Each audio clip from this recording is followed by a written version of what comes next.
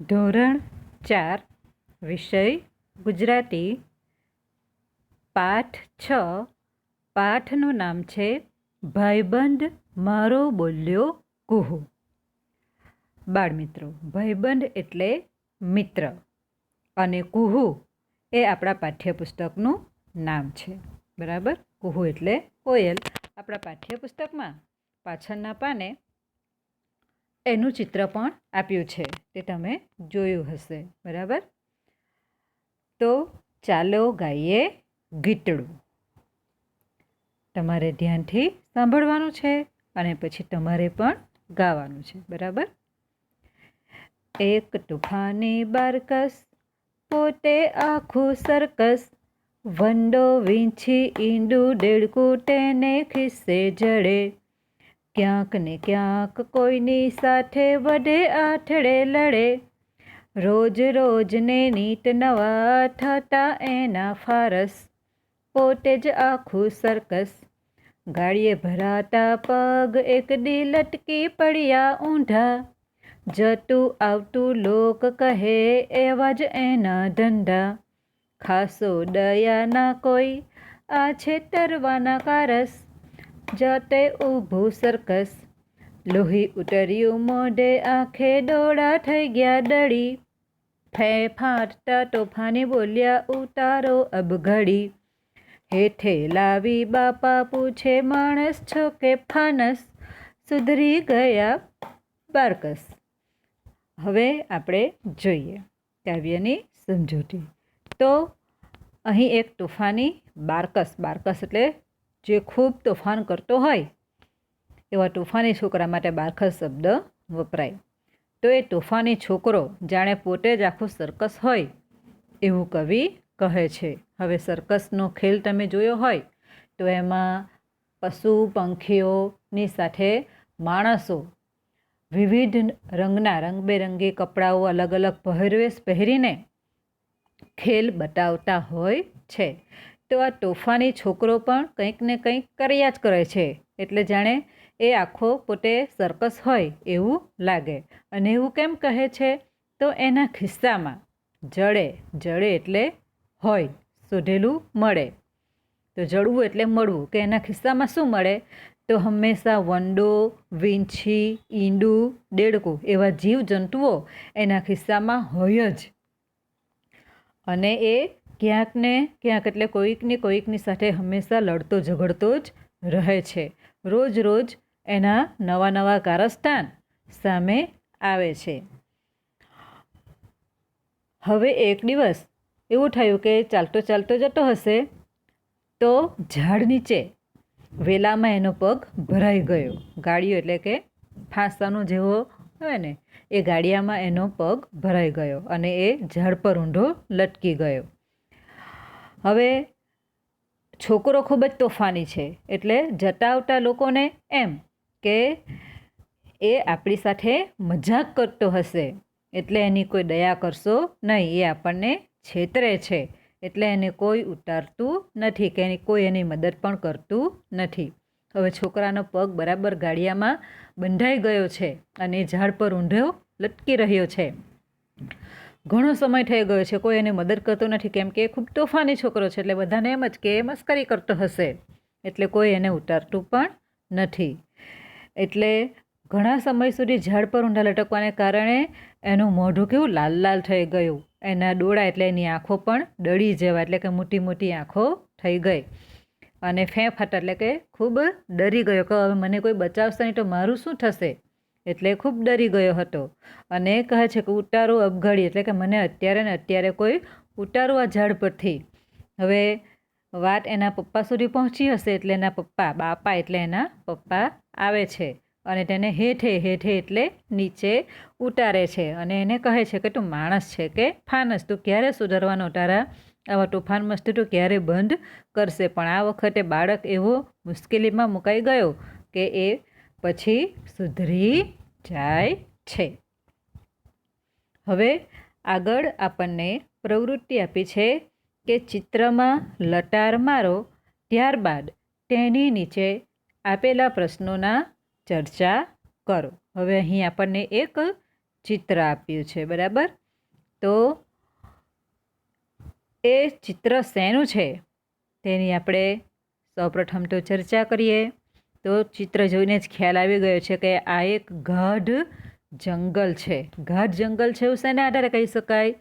તો તમે અહીં જુઓ તો ચિત્રમાં સિંહ, બરાબર ને, પછી આ ગીધ અને સંભળી, ઝરખ, બરાબર, એવા જંગલી પ્રાણીઓ છે, પશુ પંખીઓ છે.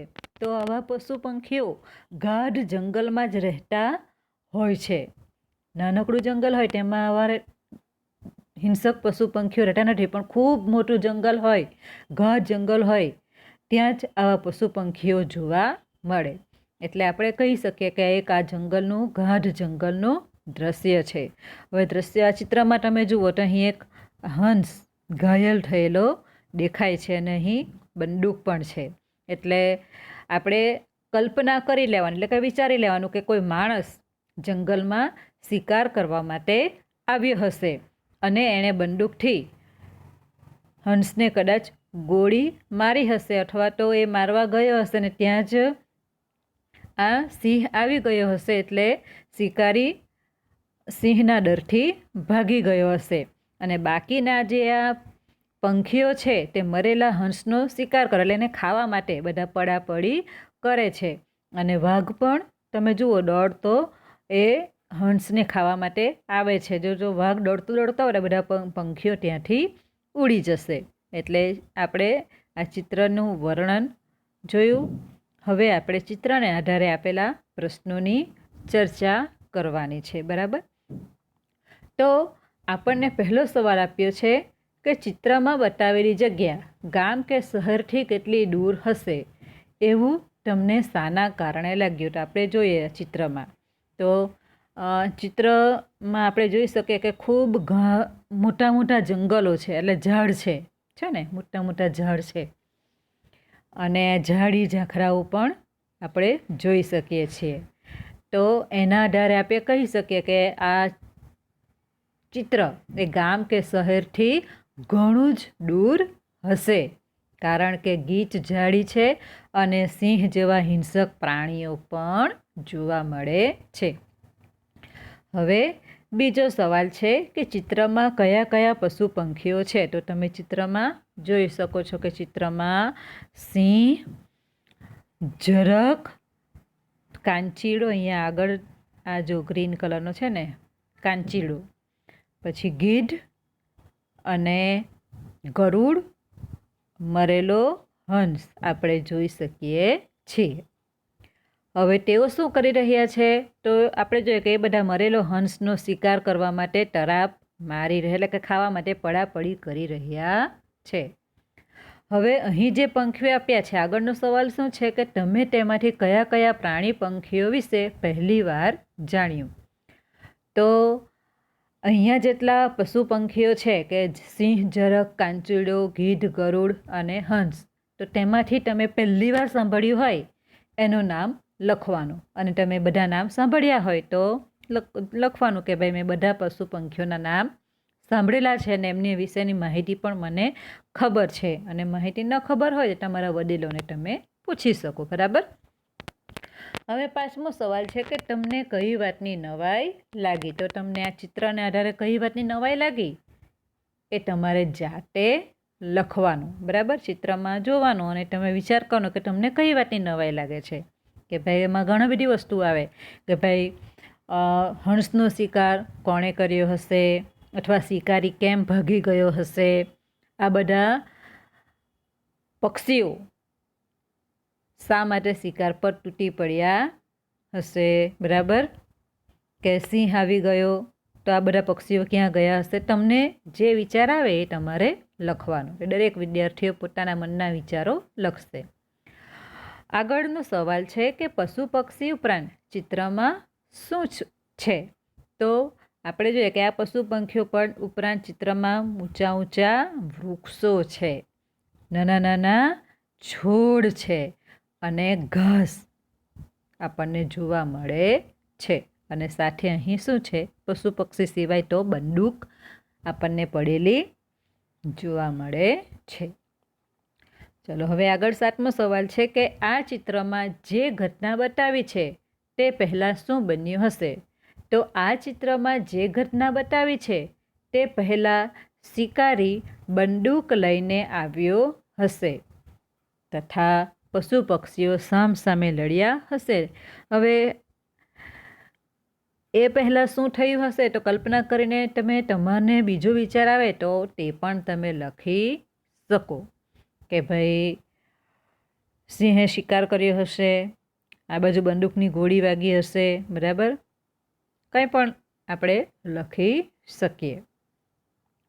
હવે પછી શું થશે તો એ પણ તમારે જાતે વિચારીને લખવાનું છે. હવે આગળ સૂચના છે કે ચિત્રનું મસ્ત મજાનું વર્ણન લખો. હવે આ ચિત્ર આપ્યું છે એ ચિત્રનું વર્ણન તમારે લખવાનું છે અને એમાં તમને સૂચના આપી છે કે જંગલ, ચિત્ર, પ્રાણી, પક્ષી, આ જે શબ્દો છે તે વધુમાં વધુ 2 વાર આવવા જોઈએ. બરાબર. તો પહેલાં શું થયું હશે તો આ ચિત્રમાં જ્યારે શિકારી બંદૂક લઈને આવ્યો હશે અને એણે હંસનો શિકાર કર્યો હશે, બરાબર, એટલે પહેલાં શું થયું હશે એ તમારે વિચારીને લખવાનું. પછી ચિત્રમાં શું શું થઈ રહ્યું છે તો આપણે ચિત્ર જોયું કે તેમાં કે મરેલા પ્રાણીઓ ઉપર ગીધ, ગરુડ જેવા પક્ષીઓ તરાપ મારવા માટે આવેલા છે. સાથે સિંહ પણ તરાપ મારતો હોય એવું લાગે છે. ઉપરાંત ઝરખ અને કાંચીડું પણ ત્યાં શિકાર એટલે કે ખોરાક ખાવા માટે આવી રહેલા છે. અને પછી શું થયું હશે તો કે ભાઈ સિંહ આવ્યો એટલે સિંહ આવતા જ બધા પશુ પંખીઓ ભાગી ગયા, ઉડી ગયા હશે અને સિંહે હંસને શિકાર એટલે કે ખાધો હશે એવું લખી શકાય. બરાબર. તો આ તમારે અહીં જગ્યા આપી છે એટલે પાઠ્યપુસ્તકમાં જ લખવાનું રહેશે. હવે મને ગમતા શબ્દો તમારે લખવાના પાઠ્યપુસ્તકમાં જ. બરાબર. તમને જે શબ્દો ગમતા હોય એ શબ્દો તમારે લખવાના. હવે આગળ છે બીજું કાવ્ય, પક્ષીઓ સાથે કૂજન કરીએ. કૂજન એટલે કે ગાવું. બરાબર. કાવ્યનું નામ છે સવાર અને કાવ્યના કવિનું નામ છે સુધીર દેસાઈ. બરાબર. સવાર એટલે કે સવારે સૂર્યોદય થાય તેને આપણે સવાર કહીએ. તો સવાર પડે ત્યારે શું શું થાય એના ઉપરનું આ એક કાવ્ય છે. તો સૌપ્રથમ આપણે કાવ્ય ગાઈશું. બરાબર.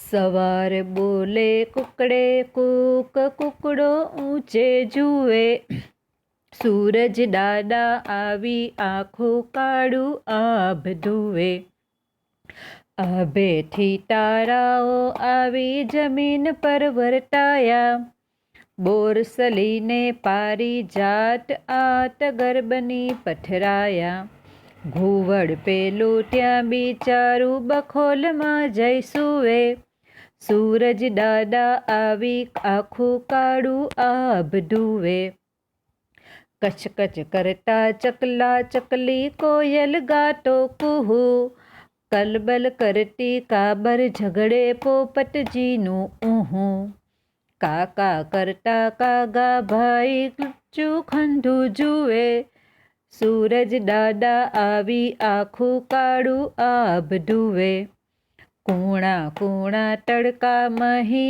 આ પતંગિયાની ટોળી, ફૂલ ફૂલ પર બેસી એ તો મધને લેતી ખોળી, અંધારાના ડરની માટી અળસિયાઓ ખૂએ, સૂરજ દાદા આવી આખું કાળું આભ ધુએ, સવાર બોલે કુકડે કૂક, કુકડો ઊંચે જુએ, સૂરજ દાદા આવી આખું કાળું આભ ધુએ, સૂરજ દાદા આવી આખું કાળું આભ ધુએ. હવે આપણે કાવ્યની સમજૂતી મેળવીએ. તો સવાર થાય છે, સવાર એટલે સૂર્યોદય થાય ત્યારે કુકડો, કુકડો એટલે કે મરઘો ડોક ઊંચી કરીને કુકડે કૂક બોલે છે અને સૂરજ દાદા એટલે આકાશમાં જે સૂરજ દાદા સૂર્ય આવે છે એ જાણે આકાશમાં જે અંધકાર છે તેને ઢોટા હોય, એ કાળું અંધારું ને ઢોટા હોય એવું લાગે છે અને અજવાળું કરી નાખે છે, કે અંધારું ધોઈ નાખે છે અને સમગ્ર પૃથ્વી પર અજવાળું કરી નાખે છે. અને કવિ આગળ કહે છે કે જાણે આકાશમાંથી તારાઓ, આભે એટલે આકાશમાંથી તારાઓ જાણે જમીન પર આવીને ફેલાઈ ગયા હોય તેમ આખી પૃથ્વી પર અજવાળું અજવાળું થઈ જાય છે.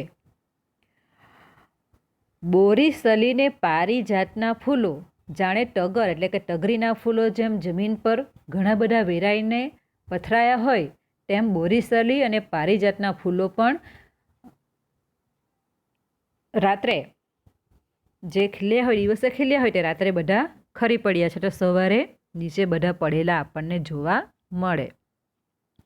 ઘુવડ પેલું બિચારું એટલે કે ઘુવડને વિશે તમને ખબર હશે કે ઘુવડ એ રાત્રે જુએ છે, સૂર્યના પ્રકાશમાં એ જોઈ શકતું નથી, એટલે એ બિચારું બનીને પોતાની બખોલમાં જઈને સૂઈ ગયું.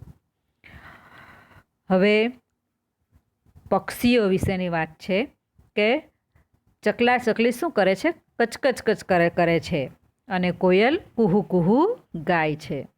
કાબર કલબલ કરતી ઝઘડે છે અને પોપટજી ઊહું ઊહું કરતા રિસાઈ ગયા છે. અને કાગાભાઈ એટલે કે કાગડો કાકા કરીને લુચ્ચું બનીને આ બધાને જુએ છે. એટલે કે પક્ષીઓ પણ સવાર થતાં પોતપોતાની પ્રવૃત્તિઓમાં લાગી જાય છે. કૂણા કૂણા તડકો, કૂણો તડકો એટલે કોમળ, સવારનો કોમળ તડકો હોય ને, કુમળો તડકો, તો એ કુમળા તડકામાં પતંગિયાની ટોળી ફૂલો પર બેસીને મધને ખોળી લે છે. ખોળી એટલે કે શોધી લે છે કે ભાઈ આપણને ખબર છે કે ફૂલનો રસ ચૂસીને મધમાખીઓ મધ બનાવે છે, તો પતંગિયા પણ ફૂલોનો રસ પીવે છે. તો તે વાત અહીં કરી છે કે પતંગિયા પણ આપણને ફૂલ હોય તો ફૂલનો રસ આપણે શોધી શકતા નથી, પણ પતંગિયા એ ફૂલ પર બેસીને ફૂલનો રસ પીવે છે. અંધારાના ડરની માટે કે અળસિયાઓ પણ જાણે માટી ખાય, બરાબર, જમીનમાં અળસિયાઓ હોય એ જમીનમાં જાણે અંધારું, અંદર હોય એટલે અંધારું, બરાબર, અને માટીને ખોદી નાખતા હોય એવું લાગે છે કે અળસિયાઓ પણ પોતાના ઘરની અંદર એટલે કે જમીનમાં માટી ખોદી નાખતા હોય એવું લાગે છે. અને સૂરજ દાદા અજવાળું થતાં જ આકાશ ઉજળું એટલે કે અજવાળું આપણને લાગે છે. સૂરજ દાદા જાણે આખું કાળું કાળું આકાશને ધોઈને અજવાળું કરી નાખે છે. તો સુધીર દેસાઈનો આ એક સરસ મજાનો કાવ્ય છે સવાર, જેમાં સવારે સૂર્યોદય થાય ત્યારે વાતાવરણમાં એટલે કે સવારનું દ્રશ્ય કેવું હોય તેની વાત આ કાવ્યમાં કરવામાં આવી છે. હવે કાવ્યને આધારે આપણે કેટલાક સવાલ જવાબ આપ્યા છે તેની ચર્ચા કરીશું, બરાબર.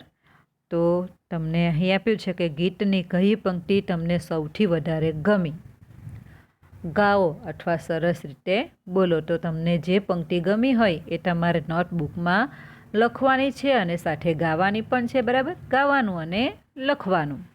પછી બીજો સવાલ છે કે કઈ પંક્તિઓ સાંભળતા તમને એવું લાગ્યું કે તમે એવું તો તમે જોયું છે. તો તમને જે લાગ્યું હોય કે કોઈ તમે એવું પતંગિયાને ઉડતા જોયા હોય, બરાબર ને, સવારની પરમાં તમે વહેલા ઉઠીને જોયું, તડકામાં બેઠા હોય તો પતંગિયાનું ટોળું ઉડતું તમે જોયું હોય, કે પારિજાતના ફૂલો નીચે પથરાયેલા તમે વેરાયેલા જોયા હોય, તો તમે જે જોયું હોય એ તમારે લખવાનું. કે તમે ચકલા ચકલીને કચકચ કરતા જોયા હોય, બરાબર, કલબલ કરતી કાબર જોઈ હોય, તો તમારે તમારા અનુભવો કે તમે જે જોયું હોય તે તમારે લખવાનું. ત્યાર પછી છે તમે સવારે ઉઠીને સૌથી પહેલાં શું કરો છો, તમારી પહેલી 3 ક્રિયા લખો. એટલે કે તમે સવારે પહેલાં ઉઠીને કયા એવા 3 કામ કરો છો, દરેકના સવાલ અલગ અલગ હશે, તમારે જાતે લખવાના રહેશે. આગળ છે, સવાર થયા પછી ઘરની કઈ કઈ વસ્તુઓ એક બાજુ મૂકી દેવાય કે બંધ કરી દેવાય. તો આ પણ તમારી જાતે લખવાનું કે આપણે સવાર થાય એટલે કે ધારો કે આપણે જે ચાદર ઓઢી હોય કે ઓરડું ઓઢ્યું હોય તેને આપણે ઘડી કરીને એક જગ્યાએ સરખું મૂકી દઈએ, પથારી સરખી કરીએ, બરાબર. તો તમારા ઘરમાં તમે જે કંઈ કરતા હોય, સવાર થાય ને ઘરની કઈ વસ્તુ એક સરખી તમે મૂકી દેતા હોય તે તમારે લખવાનું છે. પછી 5મો સવાલ છે કે ઘરની કઈ વસ્તુઓ સવાર પડ્યા પછી કામ કરવા માટે કાઢવાની થાય. તો તમે સવારે આપણે સૌથી પહેલાં ઉઠીએ, બરાબર ને, તો બ્રશ કરીએ ને, આપણે દાંત સાફ કરીએ તો આપણે ટૂથપેસ્ટ અને ટૂથબ્રશ લઈએ, બરાબર. તો આપણે એ જે મૂક્યું હોય ત્યાંથી આપણે એને કાઢીએ. ત્યાર પછી આપણે નાહવા માટે જઈએ તો સાબુ વાપરીએ, બરાબર. માથું ધોઈએ તો શેમ્પૂ, બરાબર. પછી દૂધ પીતા હોય તો દૂધમાં ખાંડ નાખતા હોય તો ખાંડનો ડબ્બો ખોલીએ, દૂધની તપેલી ફ્રીજમાંથી બહાર કાઢીએ, બરાબર. ઘરની સફાઈ કરવા માટે સાવરણી કાઢીએ. તો આવી વસ્તુઓ તમે લખી શકો કે ઘરની કઈ કઈ વસ્તુ આપણે સવારમાં સૌથી પહેલાં કયા કયા કામ કરીએ અને કામના આધારે કઈ કઈ વસ્તુઓ આપણે લઈએ છીએ ઉપયોગમાં, એ વસ્તુઓના નામ લખવાના છે. ત્યાર પછી છે કે તમારા મમ્મી પપ્પા, ભાઈ બહેન, દાદા દાદી સવારે ઉઠીને કયા કામ કરે છે, કોઈ એક વ્યક્તિ વિશે લખો. કે આ પણ દરેક વિદ્યાર્થીએ જાતે જ લખવાનું છે, કોઈ પણ એક વ્યક્તિ, બરાબર. મમ્મી વિશે, પપ્પા વિશે, ભાઈ બહેન, દાદા દાદી, કોઈ પણ એક વ્યક્તિ વિશે તમારે લખવાનું છે, બરાબર. ત્યાર પછી આગળ છે કે કવિતામાં આવે છે એ સિવાય સવારમાં બીજું શું થાય છે. તો કવિતામાં આવે કે ભાઈ પક્ષીઓ કલબલ કરતા કરે છે, બરાબર. પછી પતંગિયાઓ ઉડે છે, ફૂલો જે ખીલેલા હોય તે રાત્રે એક દિવસમાં ખરી પડતા હોય તેવા ફૂલો ખરી પડે છે, બરાબર. એ બધું આપણે જોયું. પણ એ સિવાય આપણે સવારમાં શું જોઈએ તો ઘણા બધા લોકો જે ધાર્મિક હોય એ લોકો મંદિરે દર્શન કરવા માટે જતા હોય. ઘરમાં છાપું આવતું હોય તો છાપું વાંચે, મમ્મી કે દાદી કે કાકી એ લોકો રસોઈ બનાવે, બરાબર. ઘરની સાફ સફાઈ થાય. તો આ બધું લખવાનું. હવે આગળનો સવાલ છે કે ઘુવડને બિચારું કેમ કહ્યું હશે. તો આપણે જોયું કે ઘુવડ એ રાત્રે જ જોઈ શકે છે, દિવસે જોઈ શકતું નથી, એટલે ઘુવડને બિચારું કહ્યું છે. હવે અહીં જે પ્રવૃત્તિ આપી છે એ પ્રવૃત્તિ તમારે અભિનય કરવાનો છે, બરાબર ને. તમારે અહીં અભિનય કરવાનો છે. એટલે કે પંખીઓ ચાંચ કેવી રીતે સાફ કરે તે તમે જોયું હોય તો તે રીતે અભિનય કરવાનો. પછી પાણીના કુંડામાં એ લોકો કેવી રીતે પાંખો ફેલાવીને નહાતા હોય ને માથું બોળતા હોય ને માથું ખંખેરતા હોય, બરાબર. ઘુવડની આખી ગોળ ગોળ આંખો ફરે છે તેમ આંખો ફેરવો અને બખોલમાં સૂઈ જાઓ. ચકલી, કાબર, પોપટ, કાકડા, કોયલ બની વાત કરવાનું છે કે ચકલી કેવી રીતે ચી ચી ચી, કાબર કલબલ કલબલ, બરાબર. કાગડું કા કા. તો એ રીતે તમારે એ લોકોની ભાષામાં વાતો, એ લોકો જેમ વાત કરતા હોય આપણે બોલીએ તેમ એ લોકોની પણ પોતાની અલગ ભાષા હોય ને વાતો કરે છે તેમ વાતો કરવાની. કપડાં ધોવાની અને વોશિંગ મશીનમાં કપડાં કેમ ગોળ ગોળ ફરતા હોય. તો આ બધી પ્રવૃત્તિ લખવાની નથી પણ એનો અભિનય એટલે કે એક્ટિંગ કરવાની છે.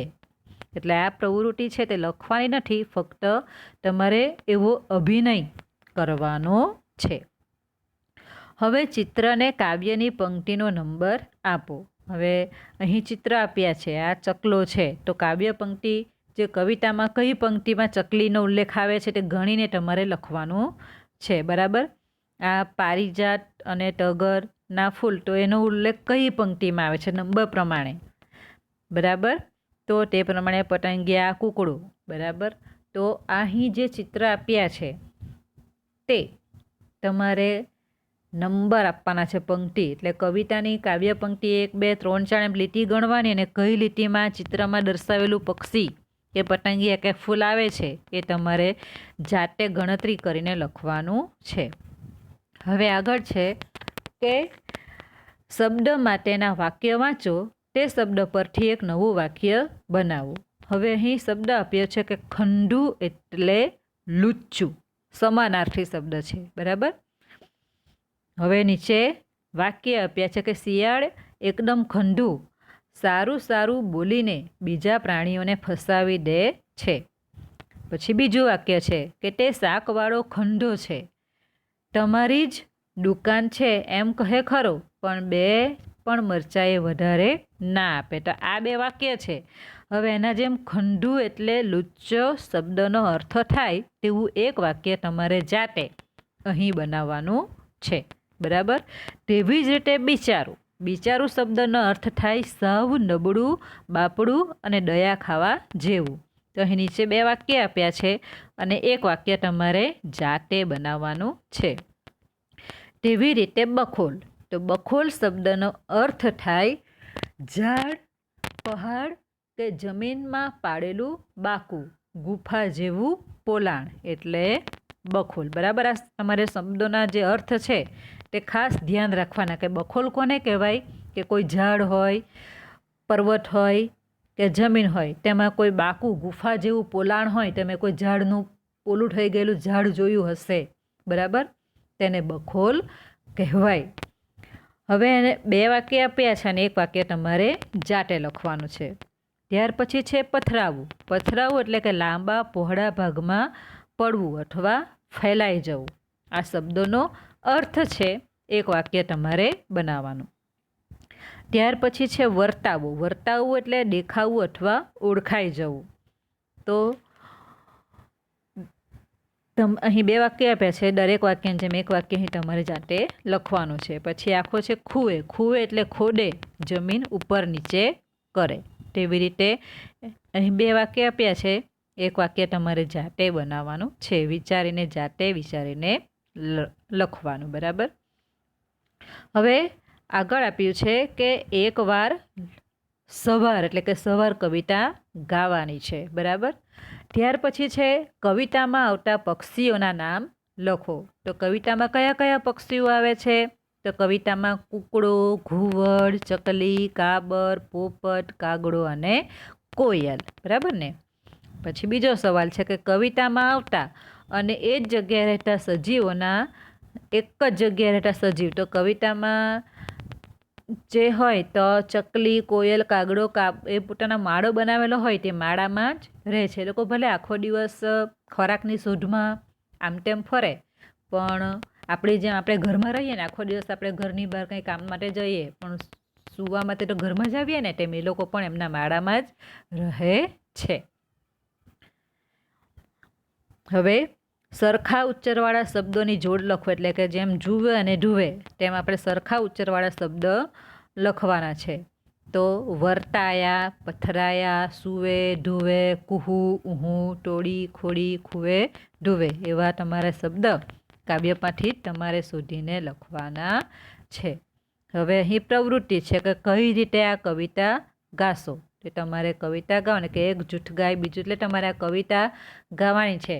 એમાં અલગ અલગ વસ્તુ આપી છે, ઊંધું લખ્યું છે, તમારે વાંચવાનું કે એમાં શું છે કે એક જૂઠ ગાય, બીજું જૂઠ અભિનય કરે, ને એક જૂઠ તાળી પાડે, બીજું જૂઠ કવિતા ગાય, એક જૂઠ સૂરજ દાદા આપ ધુએ એવું જ ગાય, ને બીજું એટલે એક જણ એક લીટી જ ગાય અને બાકીના આખી કવિતા, મતલબ કે આ કવિતા તમારે ગાવાની છે.